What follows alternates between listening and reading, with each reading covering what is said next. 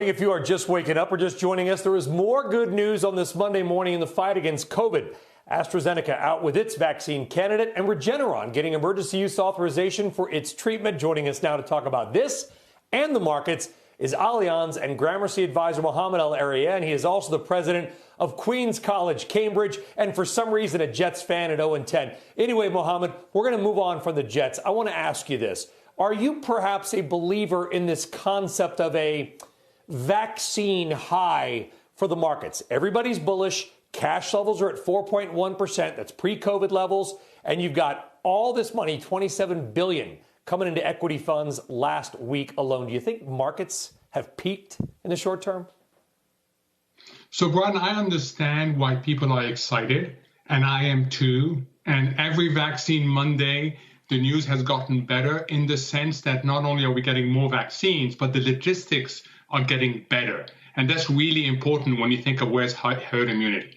I don't think the market is paying sufficient attention to the journey there. JP Morgan just revised down Q1 GDP to minus. This notion of we may have a W, and there's certain companies that are going to have difficulties and certain households that are going to suffer if we don't have a fiscal package. I think that's what the market is missing. It's the element of the journey. But I totally understand the destination part being priced as it is now. Do you think that there will be a stimulus plan? And do you think the markets have maybe overestimated the likelihood of one, Mohamed?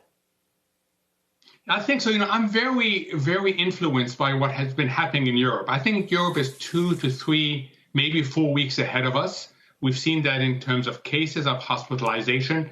Look at their PMIs today, Brian. Very sharp contraction from 50 to 45.1. Right? These things matter. And what if we don't get a significant fiscal package, which I don't think we will, between now and January, we may get something small, but nothing significant, then we are also going to see the journey get a lot bumpier to this ultimate destination where the light is shining a lot brighter. You think we're headed for another credit crisis in 2021, Mohamed?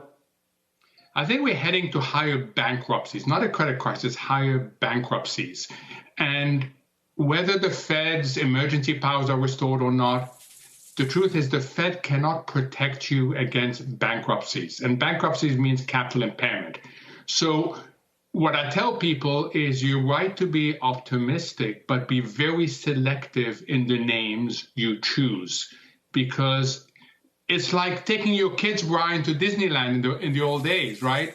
You could be really excited, but if the journey gets more difficult, the car changes in terms of tone, and the state you get in when you finally get to your destination is very different. So just pay attention to the journey and be careful of names that don't have this financial resilience. Shepard Smith here. Thanks for watching CNBC on YouTube.